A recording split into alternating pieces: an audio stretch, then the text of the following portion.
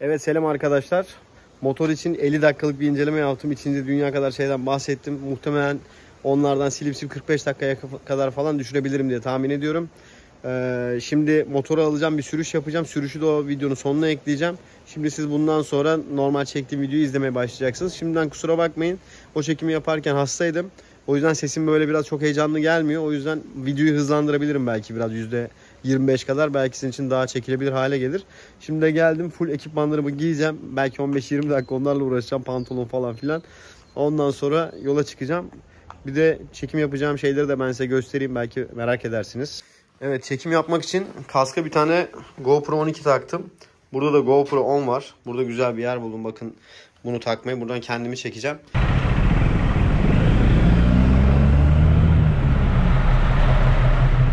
İki videoyu sonra kombin yapacağım. Onun dışında pek bir şey yok zaten. Bir de deneyeceğiz. Deneyeceğim bir de. Bende Huawei FreeBuds Pro kulaklık var. Onu GoPro 12 ile bağlayacağım. Onu da kaskın içerisine bir bantla yapıştırıp öyle bir ses kaydedeceğim. İnşallah güzel olur. Siz de zaten onu deniyor ve test ediyor olacaksınız. Intercom'dan denediğimde pek güzel bir ses alamadım ben, o yüzden.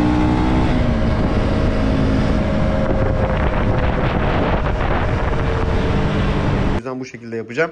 Hadi siz şimdi incelemeyi izlemeye devam edin. Ben de motorla çıkıp bir çekim yapayım. Sonrasında onu da ekliyor olacağım. Orada unuttuğum şeyleri burada söylemeye devam edeceğim. Bir de virajlarına falan bakarız artık. Bilemiyorum. Son hızını denemeye çalışacağım falan filan yani. Hadi iyi seyirler. Görüşmek dileğiyle. İzlemeye devam.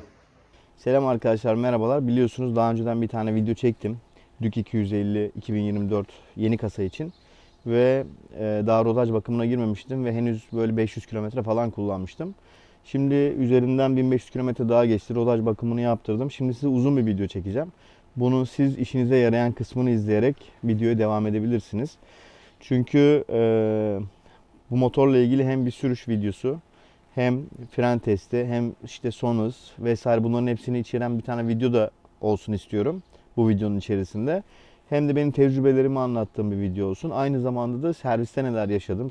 Rodajdan sonra başıma birkaç şey geldi. Onları nasıl götürdüm, nasıl çözdüler falan gibi detayları da vermek istiyorum ki tam dört dörtlük böyle her şeyle bir şey vermiş olalım. Rodaj bakımından sonra tabii ki fikirlerimde değişmeler oldu.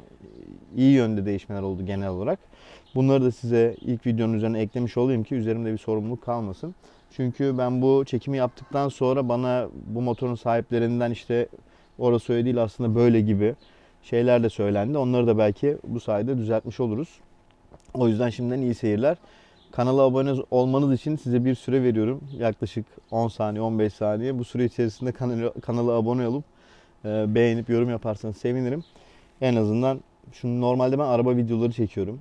Onları da tabii düzenli olarak çekmiyorum. Bu işi iş olarak yapmıyorum ama kanalda motosikletle ilgili pek kimse yok. Ve bu son yayınladığım videoda böyle 5600-5700'lerdeydi en son. 40 tane falan abone olmuş. Belki beğenmemiş de olabilirsiniz tabii. Ama beğendiyseniz, böyle bunun devamını istiyorsanız bana en azından şey verirsiniz. Böyle bir heves sağlarsanız daha çok çekim yapar size gönderirim. Ve izlersiniz. YouTube'da kazanılan rakamların inanın hiçbir kıymeti yok. Özellikle bu tür şeylerde. Yani nasıl diyeyim ben size.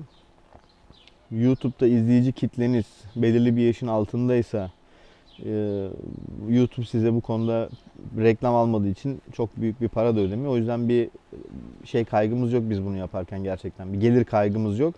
Hani benim böyle 100 bin falan izlenen videom var. Ondan gelen rakam yaklaşık 200 lira mı 250 lira mı ne, öyle bir şey yani. Öyle düşünün. Bazı böyle eğitim kanalları falan, işlevsel kanallar, işte kullanıcı kitlesi güçlü olan kanalların tabii gelirleri bunlarla alakası yok ama bu tip işler yapan, bunları yayınlayan kişilerin öyle YouTube'dan inanılmaz bir gelirleri yok. Abone olursanız, takip ederseniz, izlerseniz biz kendi kendimizi tatmin ediyoruz. Yani öyle bir gelir şeyinden değil, modelinden değil. Evet, şimdi bekliyorum.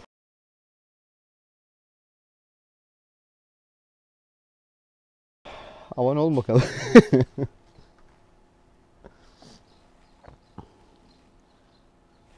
Oldunuz herhalde diye tahmin ediyorum. Çok da bekletmeyi sevmiyorum. Doğan Kabak yapıyor bunu. Herhalde ciddi bir faydası var abone olunması için. Şimdi bu çekimin içerisinde ben size şeyden de bahsedeceğim. Kamerasını nasıl kullandığımı, ne yaptığımı, belki aldığım kıyafetleri nasıl aldığımı, bunlardan da belki size bahsederim. Dolayısıyla hani bu videonun uzun olmasından korkmuyorum. Uzun olabildiğince olsun. Aşağıya bölümlendirmeyi yapacağım. Siz o bölümlendirmeden işinize gelenleri izleyip şey yapabilirsiniz. Şimdi belirli bir sırayla gideyim diyorum ki bir şey unutmayın videonun içerisinde. Öncelikle lastiklerden başlayalım. Şimdi lastikler MRF diye bir marka. Benim bildiğim marka değil, ilk defa kullandım. Bundan önceki tecrübelerimde de 25.000 kilometre Bridgestone Batlax kullanmıştım.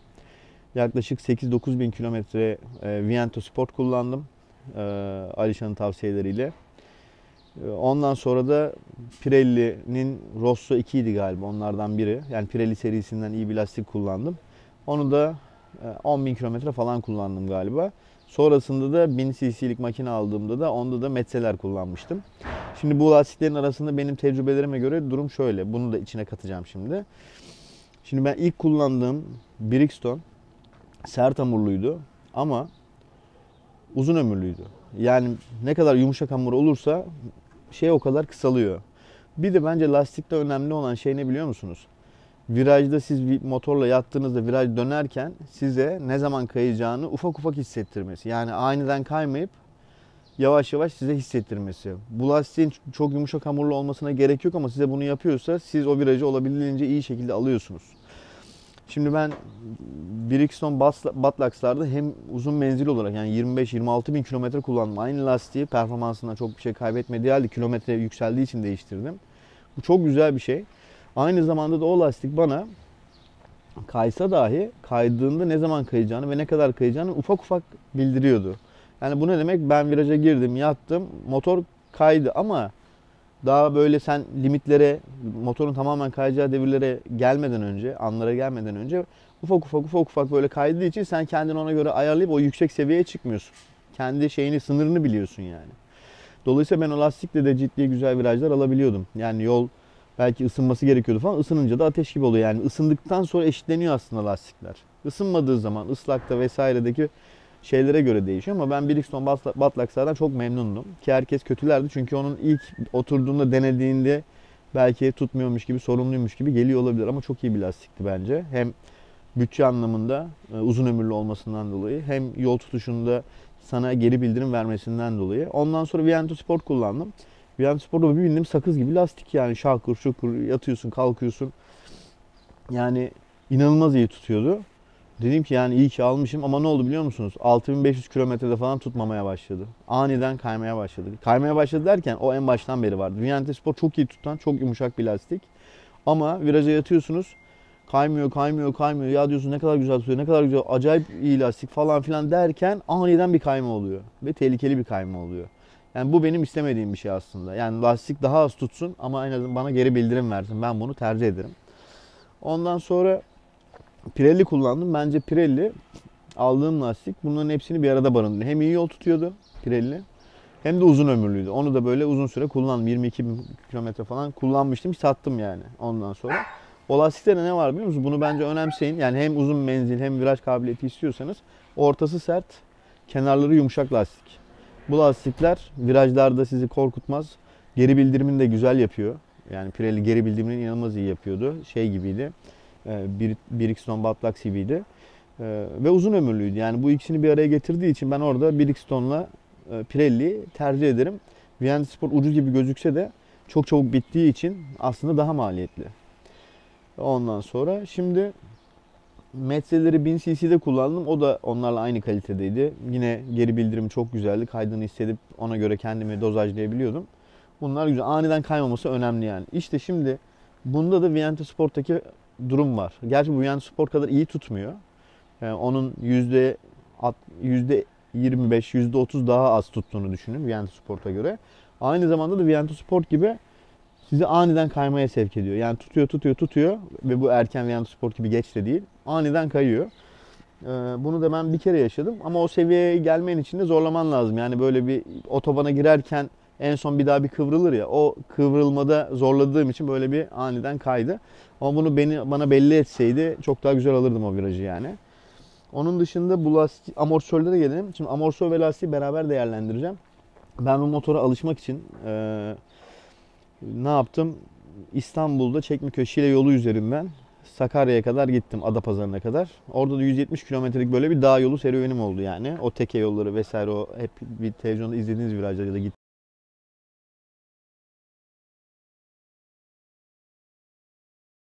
gittiğiniz yerler. Orada ben devam ediyorum. İşte Ava'ya geldikten sonra Kandıra, Kandıra'dan da Sakarya'ya gidiyorum. İşte bir şeyler, sevdiğim şeyler var, yiyip içip geri dönüyorum. O gün de öyle bir gazlama yaptım. Tabii bunu rodaj sürecinden sonra yaptım. Şöyle diyebilirim, CB250'lerle kıyaslayayım. CB250'lere göre daha sizin hatalarınızı örten bir motor. Yani ben CB250'lerle viraja girdim, çizgiyi kaçırdım. Karşı şeride doğru artık şey oluyor, korkmaya başlıyorum. Freni sıktığımda motor böyle dimdik oluyordu. Karşı şeride doğru böyle bodozlama gidiyordu yani. Bunda aynı şeyi yaşamadım. Yani daha az. Ben viraja girdim, gerektiğinde freni kullandım ve motor viraj çizgisinden çok fazla çıkmadan virajı dönmeyi başardı. Bir kere riskli bir olay yaşadım. Hani çok sert bir viraja geldim. Hatırlayamadım o virajı böyle. Bir de araziye uçuruma doğru gidiyordu. Oradan ani frenlerle durdum ve ABS'sinin de iyi olduğunu, iyi çalıştığını gördüm. Şöyle CB250'lerde sıktığım zaman çok böyle tır yani eski ABS sistemleri gibi arabalardaki çok beni böyle sarsıyordu. Bunda öyle bir şey yok. Çok milimetrik böyle tıt durdurarak sanki fren mi yaptı, ABS mi devreye girdi anlamayacağınız şekilde iyi bir şekilde ABS çalışıyor. Ve güzel duran bir motor. Dediğim gibi viraj kabiliyeti de iyi. Yani acemiler için gaz tepkisi demiştim, hani çok yumuşak, belki zorlanabilir ama o çok başlangıç seviyesi bir şey. Bundan sonraki aşama zaten viraj öğrenmek, viraj almak, işte kontrol tekniğidir vesairedir. Onları yapmanız lazım. Onlarda bu motorla biraz daha, yani daha rahat edersiniz gibi geldi bana. CB250'ler buna göre daha az affedici. Yani o da iyi bir motor. O da güzel viraj dönüyor. Fakat bu motor ona göre daha kolay kullanılıyor diyebilirim virajlarda. Tabii ben hala o motora alıştığım kadar alışamadığım için o kadar hızlı virajlar dönemiyorum. Bu motordan dolayı değil, benden dolayı olduğunu düşünüyorum. Çünkü motorun kabiliyeti var yani o virajları dönmeye. Çünkü zorlandığım anlarda bir riske girmem gerektiğinde kontrayı verdiğimde motor dalıp döndü yani bir şekilde. Ben onu tamamen zorlayamadım şimdiye kadar. O yüzden amortisör ve lastik için yorumlarım bunlar. Amortisörleri de iyi yani demek ki orada beni kolay bir şekilde kullanmama sebep oldu. Onun dışında yakıt performansı ile ilgili videolar çektim. Onları bu araya koyuyorum. Bir tane denememi Yalova'da feribottan inip Bursa'nın merkezine kadar giden bölümde sadece 80 ile giderek denedim. Onun da çekimini koyuyorum şimdi. Tamam arkadaşlar, en az ne kadar yakar diye denedim. Depoyu fullledim. Yalova feribotlarının oradan Bursa'ya kadar 65 kilometre boyunca 80 kilometre ile geldim. Ve 2,5 litre yaktığını gördük. Yani rekoru bu bence. Daha az yakar mı bilmiyorum. Belki yakar ama yokuş aşağı bölge olması lazım. Orada hem bayırlar var hem inişler var. Ortalama tam oldu galiba. 2,5 litre. Ben bunun benzerini Honda CB250'larla denemedim ama Kütahya'ya gitmiştim. 1,9 litre yakmıştı. Bunu da videoya ekliyorum. Buraya 2,5 litre yaktı.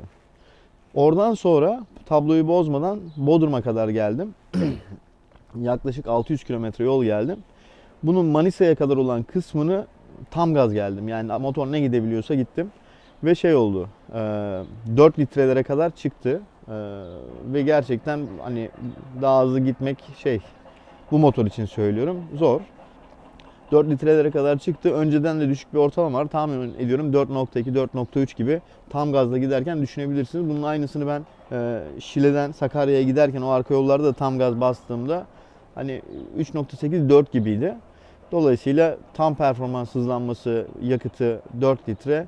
Çok en ekonomik kullanabileceğiniz 2,5 litre. Günlük kullanımında da 3.1, 3.2 litre gibi düşünebilirsiniz yakıt verilerini. Arkadaşlar, ikinci yapacağım inceleme için uzun yol yakıt testini size göstereceğim. Şu anda da bunu nasıl yaptım? Bursa'dan Bodrum'a geldim. Yaklaşık 600 kilometre. Ve yolda gelirken de ufak CC olduğu için yavaş gidemedim tabii ki. Yani böyle 120'nin üstü hızlarla gittim. Yaklaşık bunun içerisinde 150 kilometre falan vardır. 80-90 vardır. Radar olan yerler vesaire. Şurada en son size bir çekim yapmıştım. Zaten onu izlemiş olmanız lazım. 2,5 litre olan o Yalova'dan Bursa'ya kadardı. Feribot'tan Bursa'ya kadar. Bursa'dan da buraya kadar 667,5 kilometre oldu. ortalama 4 litreye çıktı. Biliyor, oradaki 67 kilometre ve yolda gittiklerim 100-150 kilometresi dediğim gibi bunun şeydir. 2,5 litre ortalamadır. Sonra 4 litreye kadar çıktı. Bu demek oluyor ki hep gazlayarak gelseydim böyle 4,5-5'leri belki bulacaktı. Bu ortalamayı da bu şekilde kaydetmiş olalım. Size Bodrum'dan selamlar gönderiyorum. Bunlardan 2 tanesini zaten videolarını izlediniz ya da izleyeceksiniz. Onun dışında oturma pozisyonu, diğer videoda söylemiştim. Her boydaki insan bence bunu kullanır. Şeresi gayet alçak. Ayaklarınızı yere rahat rahat basabiliyorsunuz. Kontrolü çok kolay. Dediğim gibi oturma pozisyonunda şöyle bir durum vardı. CB250R'da gerçekten motora kendimi kucaklıyormuş gibi tabloyu falan net olarak görerek gidiyordum. Bunda motorun üstündeyim, altında motor var. Onunla beraber uyum sağlamaya çalışıyorum gibi ortam var. Ve ileri doğru baktığımda kesinlikle hani aynaları falan bakmak için kafama eğmem, görmem gerekiyor. Motor o anlamda aşağıda kalıyor. Ben önceki videoda burada telefon bağlamak için falan bir yer olmadığından bahsetmiştim ki o gün bulamamıştık. Şimdi o bölgelerden ben bahsedeyim. Şimdi GoPro ile çekeceğim, onları şeyin arkasına ekliyor olacağım. Şimdi bakın, ben şu parçayı, bu SP Connect'te bunun aynısı var. Görüyorsunuz, bu parça normalde şöyle gördüğünüz bir parça motora bağlamak için. Güzel bir parça. Bu SP Connect'te bunun aynısından var. Ben bunu AliExpress'ten getirdim. SP Connect'te bunun benzeri 2200 lira civarında şu an. Belki 2750 liradır, hatırlamıyorum. Ama Çin'de bu AliExpress'te 750 liralık bir parça. Bunu alıp şey yapabilirsiniz. Tabii bu iki parçadan oluşuyor. Bir de bu telefonun arkasında telefona yapıştırdığınız bir parça var. Bununla bu ağzın yapıştığı her yere yapıştırabiliyorsunuz. O yüzden bu parçayı AliExpress'ten almışım ama bunun üzerindeki şey orijinal SP Connect. Yani birbirine de uyuyor enteresan bir şekilde. Yani tam böyle oturmuyor da uyuyor yani. Şu da benim eskiden kullandığım parça. Bu da orijinal SP Connect. Bunu ben normalde şu depo kapağına koyuyordum. Buna böyle bir yer buldum. Tabloda çok bir yer kaplamıyor ve acil durumlarda ikinci telefonumu çıkartıp bu şekilde bağlayabilirim. Kullanabilirim. Bu benim eski bir telefonum. Şarj bitik. Direkt telefonun... bundan da bahsedeceğim. Bunu yeni öğrendim. Çok güzel bir şey. Yani bunun yanında Type-C USB çıkışı varmış. Type-C çıkışı varmış ve telefonu şarj ediyor. Gördüğünüz gibi. Evet, şarj ediyor. Bunu ben çok geç öğrendim. Yani 2000 km sonra buraya park ettiğimde öğrendim. Ve buradan telefonu şarj edebiliyorsun. GPS'ini şarj edebilirsin. Bu iki telefonu da şarj edebilirsin koyduğun. Böyle yerler mevcut kullanmak için. Ben size bu seferki videoda şeyi de göstereceğim. Navigasyonun nasıl bağlandığını da anlatacağım. Daha net bir şekilde. Ekranı da baştan anlatacağım. O yüzden izlemeye devam edin. Şimdi şeyden bahsedeyim size. Rodaj bakımından bahsedeyim. Şimdi spor motoyu aradım. Dedim ki böyle böyle rodaj bakım var. Kaç binde gelebilirim? O zaman motor yaklaşık 650 kilometrelerde falandı. Dedi ki 850 kilometrede falan bulman lazım dedi en az. Onun altında almıyoruz dedi. Ben de hemen çıktım, o gün gezdim falan. 830-840 kilometreleri buldum. Ertesi günü de randevu almıştım. Gittim randevuya. Motorun bakımlarını yaptılar. Sağ olsunlar, güzel ilgilendiler. Hani karşılamadan da memnundum. Çay kahve ikramları da vardı. Aşağıda tuvaletleri de vardı orada. Hani gidecek yer çok fazla yok. Yani böyle bir servisin olabileceği kadar. Lüks falan bir servis beklemeyin. Normal bir servis. Arkadaşlar ilgileniyor. Sorunlarını söylüyorsun. Şu olur mu, bu olur mu? Hani orada ben sordum. Dedim ki yani yapacak olan arkadaşa, bu dedim benim elime bu fren uzak. Yani benim elimlerim çok büyük değil. Küçük bir elim var. Dolayısıyla bu şey uzak. Ben bunu dedim tutamıyorum. Bunu biraz yaklaştırabilir miyiz? Ayar bir şey var mı? Yok dedi, yapamayız. Bu sabit. Bu bana şöyle bir şeye sebep oldu. Uzak olduğu için hep iki parmak kullanmaya başladım. İki parmak kullanmayı da aslında ben sevmiyorum. Yani özellikle ani frenlerde 4 parmak kullanmam gerekiyor. İki parmakta özellikle ABS çalışınca siz kilitlendiğinde uzun bir süreç bunu sıktığınızda bu yeterli olmuyor. Daha fazla sıkmanız lazım normalde. Eldiven falan var. Gerçek kuvvetinizi uygulayamıyorsunuz. O yüzden 4 parmak tutmak istediğimde de yani iki parmak olayının olduğunu çekiyorum. Yani risk artınca bırakıp bir daha 4 parmağı yapıyorum. Bu da çok riski arttırıyor. Keşke bu yakınlaştırılabilseydi. Onun dışında 2 parmak 4 parmak frenin içinde ben fikirlerimi söyleyeyim. Doğrusunu tabii ki uzmanlar bilir. Ben 2 parmak freni normalde virajlarda dozajlama için kullanıyorum. Yani arka freni kullanmak yerine buna böyle hafifçe dokunarak 4 parmakla hassasiyetin daha az olduğu için 2 parmak hassasiyeti virajın içerisinde freni bununla yapıyorum, önler kitlemesin diye. Yani hassas fren yapacağımda 2 parmak, sert fren veyahut işte riskli bölgelerde giderken 4 parmak kullanmaya çalışıyorum. O şekilde anlatayım ben size. Onun dışında arka freni de güzel tutuyor bu arada. Hani giderken bastığında yavaşlatıyor seni. Arka fren ne kadar lazım? Bence sadece durduğunda böyle manevra yaparken kullanıyorum ben aslında. Normalde virajda falan eskiden alışmıştım, kullanıyordum çok ama doğru bir şey değil aslında. Yani virajda arka freni kullanıyorsan o virajı alamıyorsun demektir aslında. Ön frenle her iş halloluyor. Ona korkudan basıyorsun gibi bir şey var. Ben kendim öyleydim yani. Onun dışında ekranı göstereceğim size. Şimdi bu sele bölümüne gelelim. Yukarı doğru çıkalım. Evet, amortisörü anlattık. Lastikleri anlattık. Fan açmayı soruyorlar. Fan açma şöyle. Fan normalde açtığını hiç hissetmiyorsun. Fanı ne zaman açıyor? Fanı durdun, yani yolculuk yaptın, durdun. 1 dakika sonra falan fan açıyor. Bu kötü bir şey mi? Bence değil yani, ne olacak, fan açsın. Yani ihtiyacı varsa motorun o dereceyi soğutması gerekiyor. Açsın, buna niye bu kadar takıldığınızı gerçekten hiç anlamıyorum. Fan açması gerektiğinde motor açacak tabii ki. Ve sağlıklı bir şekilde hayatına devam edecek. Altında terleme var diyorlardı. Bakalım beraber terleme var. Ben de şimdi vallahi ilk defa sizle beraber bakıyorum. Şimdi 2000 kilometrede rodaj bakımı yapılmış bir motor. Bakın altında terleme falan var mı? Siz karar verin. Bana hiçbir şey, ne bir damlama ne bir şey olmadı yani. İnşallah güzel çekmiştir.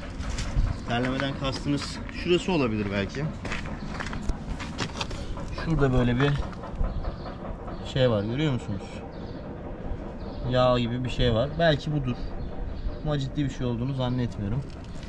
Yine de yetkililerden izleyen olursa bana geri dönüş yapabilir abi, o problem değil vesaire diye. Bunlardan bahsediyor olabilirsiniz. Çok da umurumda değil, garantili motor kullanırım, bir şey olursa da gerekli işlemleri yaparlar diye düşünüyorum. Ondan sonra fan açmayı anlattık. Şimdi seleyi anlatacağız. Bence şimdi ben bununla Bursa'dan buraya geldim. 600 kilometre kadar yol yaptım. Ve burada Air Max Rider'ın şeyi vardı benim diğer evde. Onu kullandım ve popom hiç ağrımadı. O olmadığı zaman ama şehir içindeki o 170 kilometrelik yolu onsuz yapmıştım ve sızlama, ağrıma olmuştu. Uzun yolda bunların her motorda olur herhalde. Bunda da oluyor. Ama kötü bir selesi yok. Ben sevdim yani. Oturuş pozisyonunu, şeyini, depoyu sarma özelliğini falan. Gayet beğendim. Gayet iyi. Sele altı yerinden şikayetçi olmuştum önceki videoda. Şimdi onu ben size tekrardan çekeyim. Şimdi ben burada da Tucano Urbano'nun şeyini kullanıyorum. Sele pedini kullanıyorum. Bu benim önceki motorlarımda da hep burada durur. Neden durur? Ben kısa mesafe bir şey yol gitmiyorum zaten. Yani şehir içi falan işimi halletmek için, bakkal şaka için kullanmıyorum. Çıkıyorsam ben en az 150-200 kilometre yol yapıyorum. O yüzden bunu hiç çıkarmıyorum. Benim arkadaşım var burada, diyor ki kanka diyor bu ne diyor, eğer gibi motorun şeklini bozmuş falan. İnanın benim hiç umurumda değil. Ben rahatımı, organizasyonumu düşünüyorum. Şimdi burada da bir sürü şeyler taktım buraya. Millet der ki işte bu kötü durmuş falan filan. Gerçekten umurumda değil. Ben buraya telefonu takayım, işime yaradığında yarasın. Gerisi beni ilgilendirmiyor. O yüzden motor kullanıcıyım yani. Demek istediğim o. Şimdi bu selenin olduğu yerde yine GoPro ile çekerek destek vereceğim. Burayı açtım. Çekelim.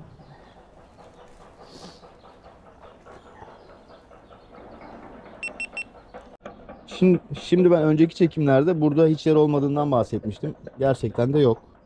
Gördüğünüz gibi. Şimdi burada bir tane disk kilidi görüyorsunuz değil mi? Bu disk kilidini ben buradan sokmadım. Sonra bir tane arkadaş bana şöyle sordu, benim aklıma da geldi. Ben de izlemiştim. İnanın bunu açıp bakmamıştım. Şu şeyi, vidalısı falan yok. Çekiyorsunuz.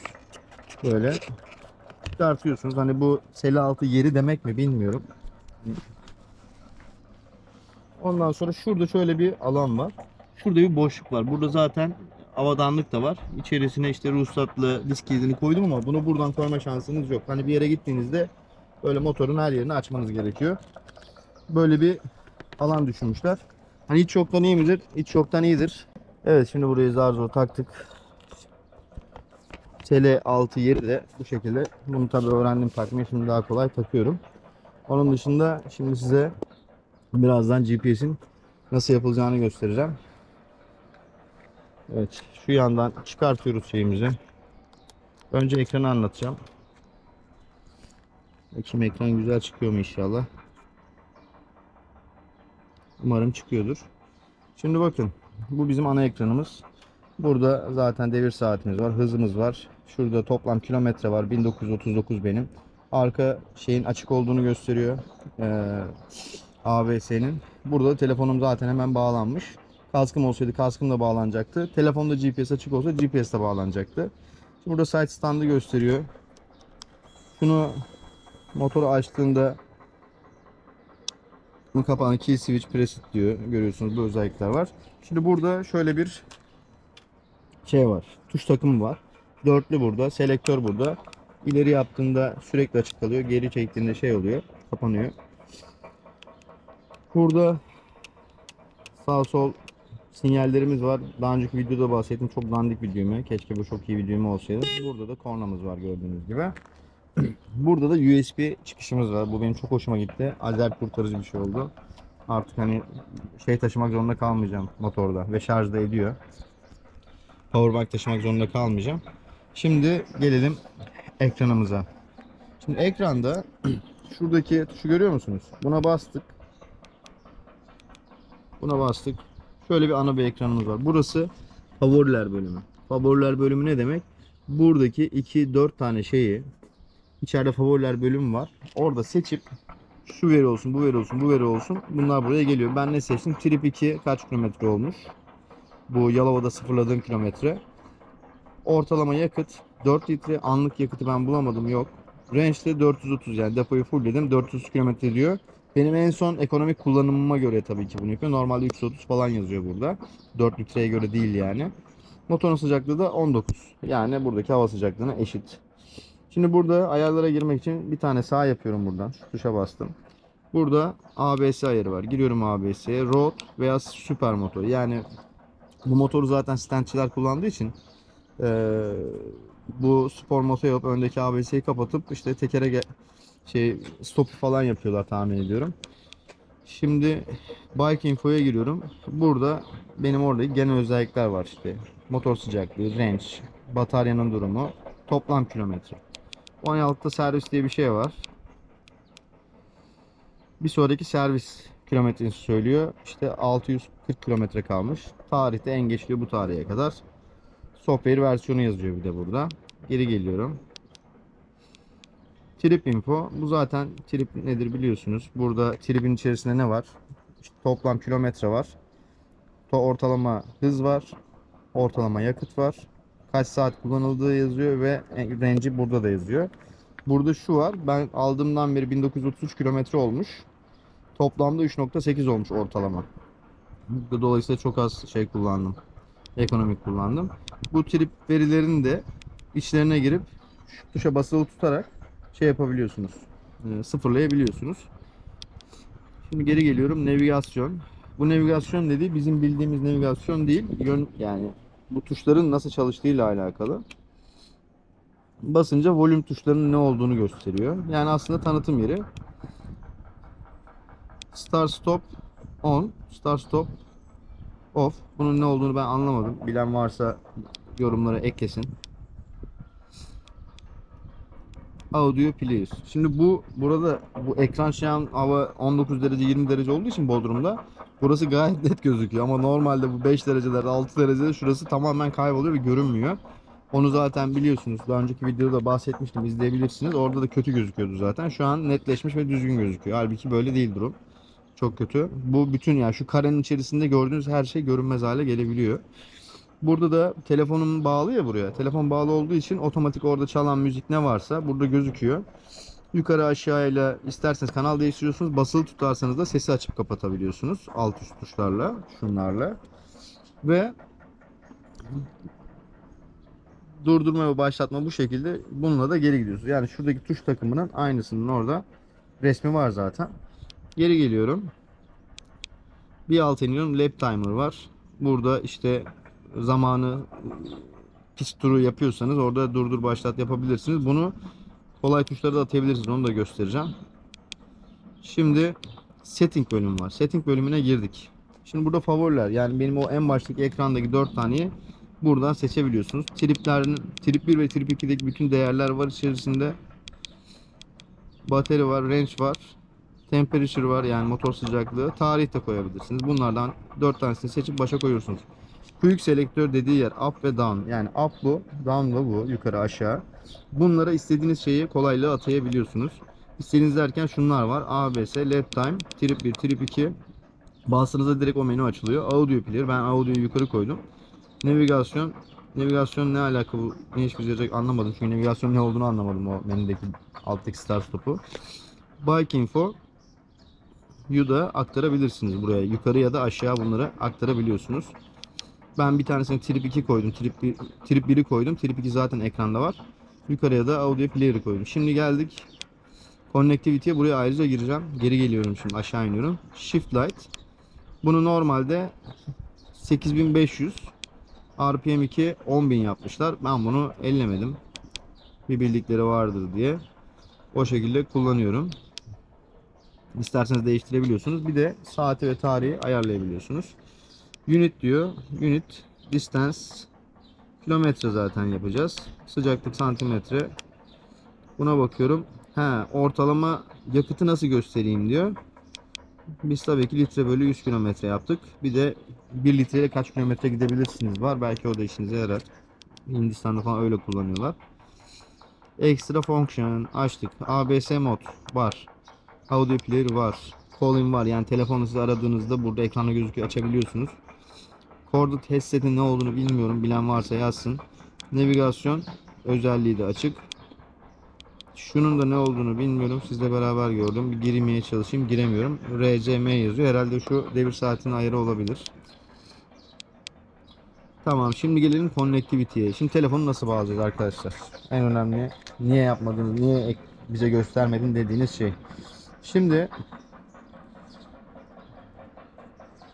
şeyde inşallah ekran gözüküyordur. Şöyle. Burada uygulamalara girdiğinizde buraya KTM yazıyorsunuz. KTM Connect. Şu uygulama bakın. Bu uygulamayı indiriyorsunuz. Bu uygulamayı indirdikten sonra açıyorsunuz.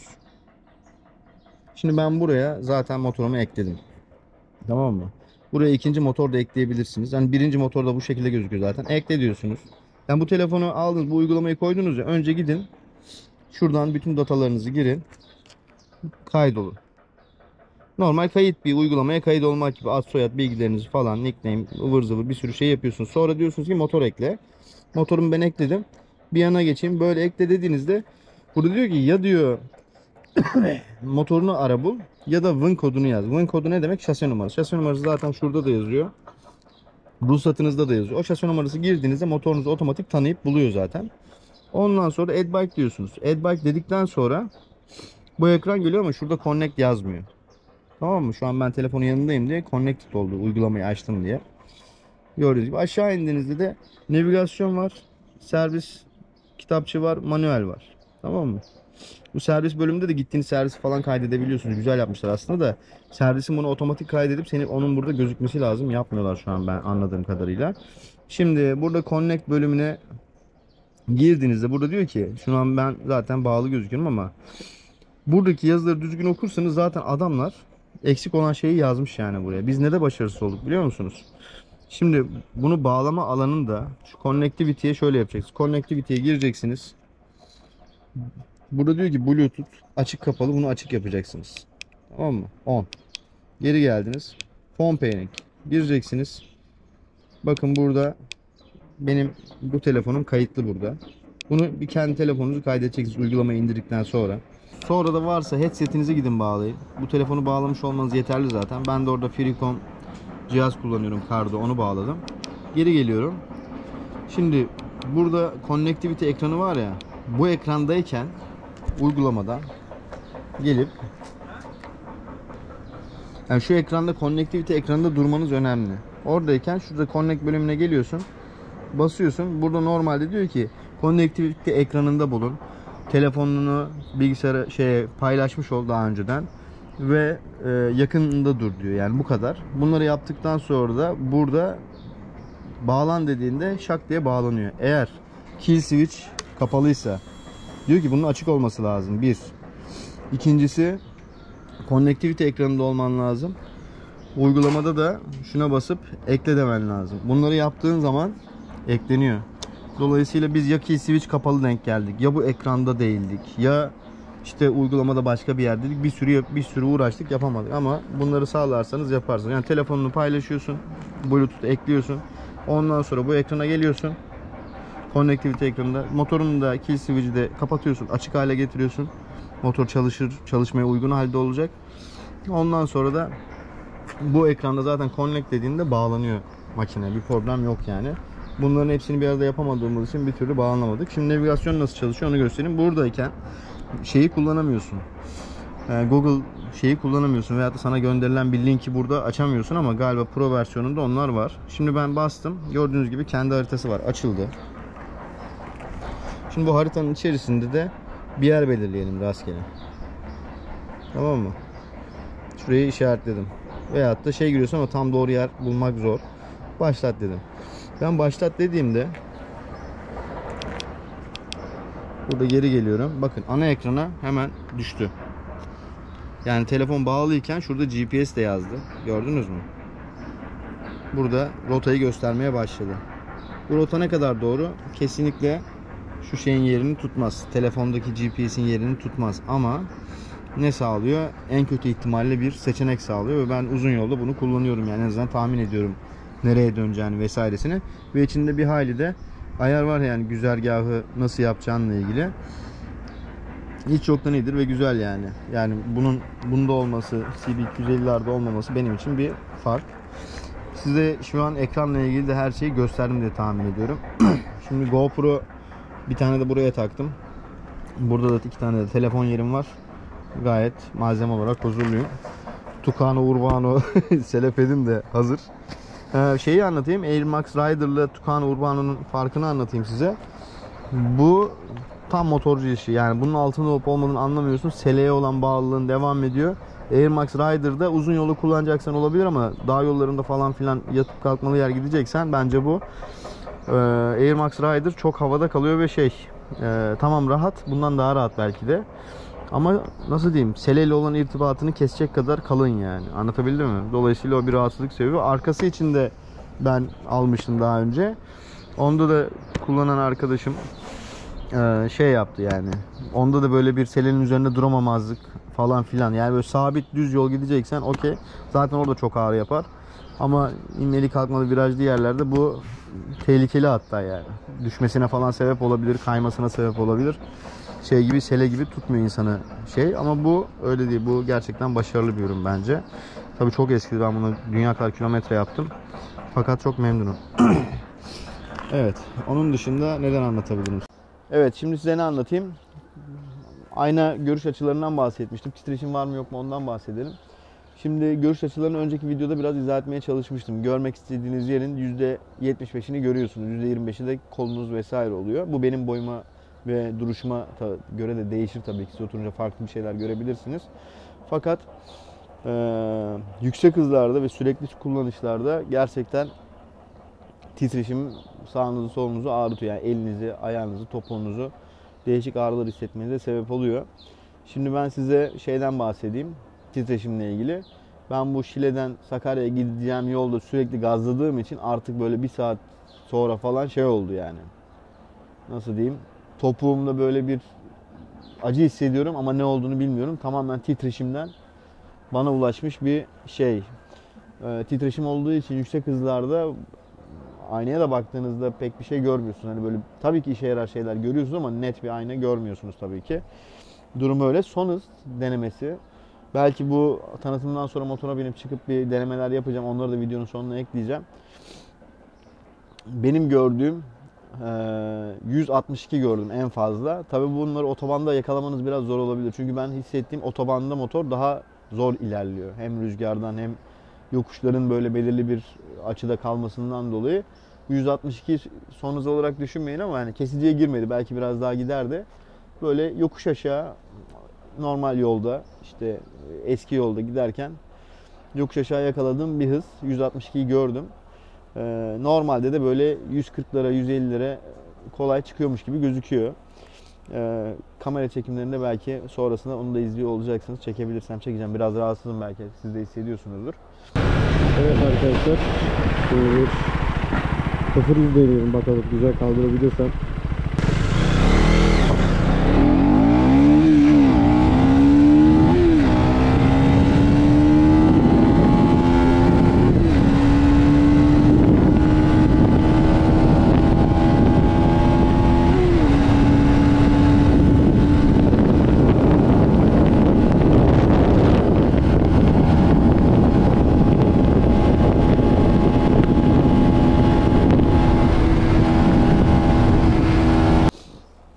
Son hızı o şekilde değerlendirebiliriz. Ayna titreşiminden bahsettik.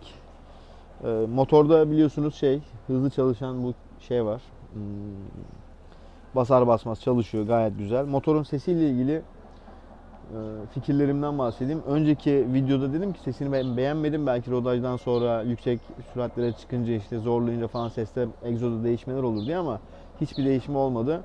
Egzoz sesinin benim için hiçbir anlamı yok yani. Hiç beğenmedim.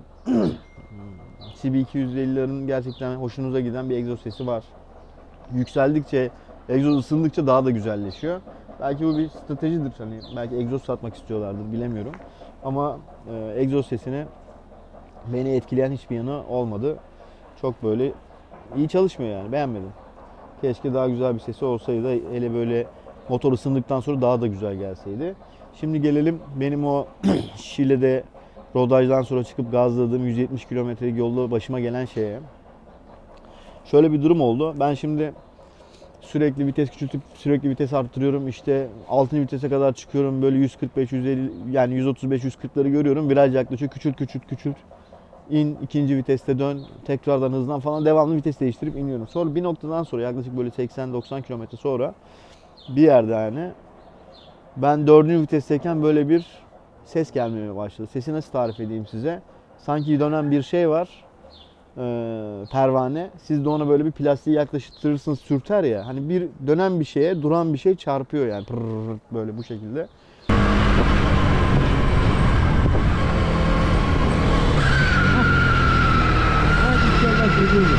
Bu ses tekrardan geldi.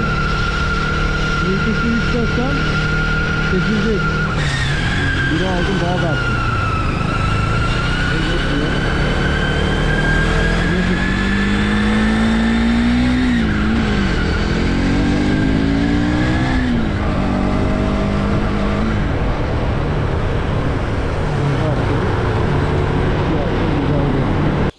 Ve ben bunun korkutucu da bir ses, yüksek de bir ses.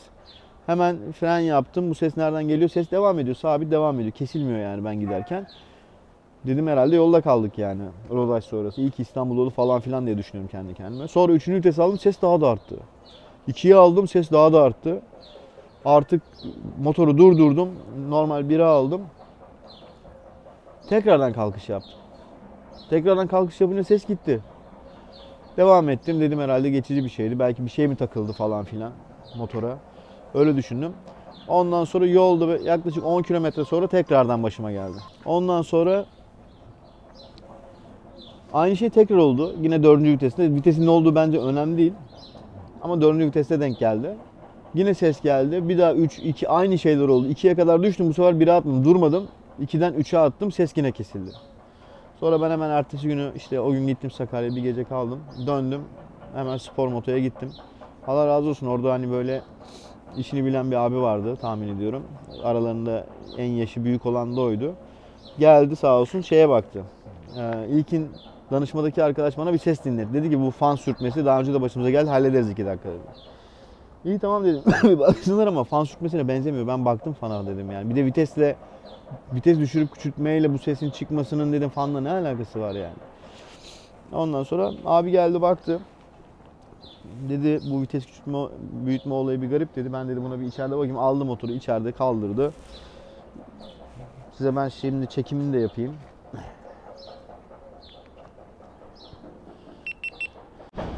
Aldı içeri kaldırdı. Şu bölgeyi açtı bakın şurayı. Burada zincirin birleşme yeri var motorla. Bu zincirin etrafında da bir zincir muhafazası var. Hatta şurada birazı gözüküyor. Görüyor musunuz? Şu parça. Bu zincirin etrafında böyle bir bütün. Böyle bunun gibi parçaları var. Orada bir tane arka tarafta kalan bir parçanın şey olduğunu keşfetti. Dedi ki bu zincire sürtmüş ve orada yer yapmış. kesinlikle %100 bundan dedi. Bunu dedi biraz biz zincirden uzaklaştıralım ve tekrardan olmayacağını düşünüyorum dedi. Sonra onu birazcık böyle milimetrik ittirdiler. Zaten ona çarpa çarpa biraz itelemiş. Zincire herhangi bir zarar gelmemiş. Onu yaptılar. Beni gönderdiler. Zincirimi de yağladılar sağ olsunlar. Bakımlarını da yaptılar. Böyle bir şey yaşadım ve sonra çözdüklerini düşünüyorum. Şimdi ne eksik kaldı diye düşünüyorum. Farlardan bahsetmedim. Farlardan bahsedeyim. Farları inanılmaz iyi. LED far zaten. Sinyaller de gayet güzel çalışıyor bence. Görüntüsü de çok güzel. Ben farı normalde çalıştırdığınızda açmanıza gerek yok zaten. Hep açık geziyorsunuz.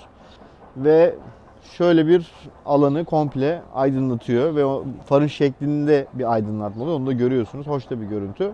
Onu nereye çevirirseniz orası yolda giderken aydınlanıyor. Uzunları yaktığınızda da güzel bir açıda. Öndekini gündüz bile hani biri geliyor dedirtecek kadar güzel bir şekilde selektörleri çalışıyor. Bence far işini çözmüşler. Gayet güzel. Honda CB250'lerin farı buna göre çok kötüydü. Bunun farı ona göre çok iyi. Yani bu net. O konuda bir şeyimiz yok. Önceki videoda bahsetmiştim gerçi ama şimdi bir daha bahsedeyim. İlk defa bunu izleyecek olanlar olabilir. Bunun debriyajı gayet güzel, yumuşak. Ama gazı da yumuşak. Hani sportif şeylerde benim düşüncem gazın sert. Dozajlamayı kolaylaştırmak ve daha hassas hareket etmek için debriyajın da yumuşak olması lazım. Bunda ikisi de yumuşak. Ben bu sevmediğim bir nokta ve hissizleştiriyor yani. Motorla beraber hareket etmiyormuş gibi oluyorsun ve böyle minik dozajlamalar yapmak istediğinde belki daha hassas hareket etmen, daha çok orayı düşünmen gerekiyor. Bence bunda bir geliştirme yapılabilir. Onu da sordum, bunu sertleştirebilir misiniz diye serviste. Maalesef dedi, sertleştiremeyiz dedi. Ben de iyi tamam dedim. Şimdi şöyle, motorun alt devirlerinden şikayetçiydim ben. Önceki videomda. Rodajdan sonra alt devirleri inanılmaz fark etti. Yani şu an alt devirleri gerçekten güçlü. Üst devirleri de güçlü. Dolayısıyla lineer bir şekilde hızlanabiliyor.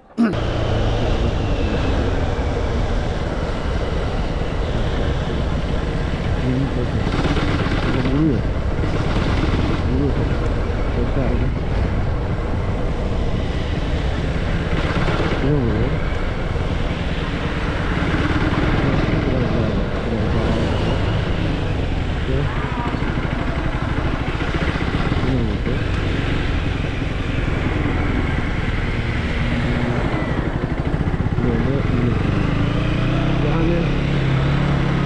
Bunların testlerini çekimlerde de yapacağız beraber. Bu videonun sonuna ekliyor olacağım, kısmetse ya da ayrı bir video olarak yayınlayacağım. O birinci videoda şikayetçi oldum. Alt devir torksuzluğu şu an yok. Rodajdan sonra bu değişti. Alt devirlerde motor güçlendi. Bu da hani pişmanlığımı azalttı yani. O alt devirlerin güçsüz olması benim çok canımı sıkıyordu. Şu an gayet güzel, alt devirleri güçlendi. Daha rahat çekiyor ve rodajdan hemen sonra bunu hissediyorsunuz yani. O içindeki kalın yağ herhalde bunu biraz zorlaştırıyordu. Şu an çok daha iyi gidiyor. Son hızı da 162 demiştim zaten. Onun dışında size şunlardan bahsedeyim. Motora yeni başlayanlar için tavsiyelerim olacak. Ben motora 50 cc'lik bir scooterla başladım. Bence siz de ilk defa, yani hiç binmediyseniz ilk defa scooterla başlayabilirsiniz.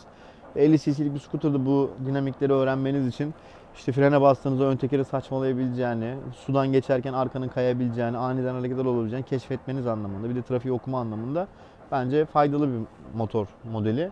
Yapacağınız kazada da 45-50 ile yaptığınız için ölme riskiniz çok az. O yüzden onlarla başlayabilirsiniz. Onlarla başladıktan sonra kıyafet alın demiyorum. Siz o 50 cc'ye binerken bile korumalarınızı giyin, alın. Bunları da tabii ki fiyatları çok yüksek. Ben de alırken çok yüksekti. O zaman bütçem de çok fazla yoktu. Alabildiğimi sıfır aldım, alamadığımı gittim ikinci el aldım. Dolayısıyla bazı parçalarda ikinci el almanızın bir mahsuru yok. Bir de yani bu motor işine girip bırakan çok kişi var. Yani ayakkabısını bulmak gerçekten çok kolay. Yani güzel bir kaliteli bir ayakkabıyı 10 bin liralık, 15 bin liralık bir ayakkabıyı 5-6 bin liraya, 4 bin liraya, 3 bin liraya bulmanız çok mümkün yani. Çünkü bunu alan insanlar zaten durumu iyi. İşte fuarda falan hevesle almış, giyerim ederim demiş, aylarca deposunda durmuş kişiler bazen koyup satabiliyor. Onlar da istiyorlar ki yani bir motorcu alsın bununla güvenliğini korusun diye iyi niyetle yapıyorlar bunu. Ben öyle parçaları aldım, kullandım, gayet de güzeldi.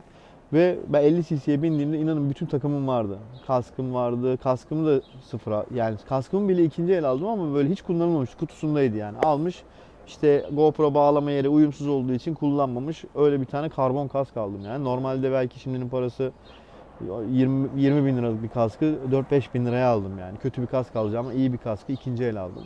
Ki ikinci el sayılmazdı. İşte ne bileyim, eldivenlerimi gittim ikinci el aldım. Ayakkabılarımı gittim hem yaz hem kış ikinci el aldım. İşte montumu sıfır aldım, botumu sıfır aldım. Yani olabildiğince ikinci el veya sıfırdan güzel bir kombin çıkartın. Bir şekilde motora güvenlikli bir şekilde başlayın. Öyle olursa düştüğünüzde anlayacaksınız ki hiçbir yerinde bir şey kolay kolay olmuyor. Her şey çok zorlaşıyor. Bu da sizin motoru devam etmenizi sağlayacak. Aynı zamanda Hasanpaşa'da Cem Iron Bat diye bir mağaza var. Ben oraya sık sık uğruyorum. Malzeme de götürüp sattım. Malzeme de aldım. Yani siz oraya gittiğinizde ikinci elde tertemiz bir sürü ürün bulabilirsiniz. En son gittiğimde Biker Jeans'in bir tane pantolonunu aldım. Korumalarıyla beraber. Normalde mağazada sadece pantolon 4.000 lira. Korumaları 1800 liraydı. Tabii 4 parça koruma vardı. Bunda 2 parça var. Ben Biker Jeans'ten Cem Iron Bat'tan bunu 2000 liraya aldım. Sadece diz korumaları vardı. Yan korumaları da ben alacağım. Hani %50'den fazla bir indirim olmuş oluyor ve gerçekten sıfır gibi yani. İyi ki de almışım. Çok da memnun kaldım uzun yolda gelirken. Bende bir tane de su geçirmez bir tane pantolon var. Onu kullanmak zorunda kalmadım. Bu ona göre çok daha rahat ve hoş yani. Ve dışarıda da senin işte motor kullanmadığını ayıramayacakları kadar hoş. Dolayısıyla ikinci el kıyafet olayı bence motosikletle değerlendirilebilir. Çünkü korumasız olmaktansa ikinci elde bir şey olsa üzerinizde olsun. Onun dışında söyleyebileceğim şu anlık başka bir şey yok. Talep edersiniz, belirli konular söylerseniz ben o konularda sizlere bilgim çerçevesinde yayınlar yapmaya çalışırım. İzlemeye devam edin bakalım, sonrasına bir sürüş videosu koymuş muyum? Ne yapmışım? Onu bir değerlendirin. Görüşmek üzere. Teşekkürler, iyi seyirler.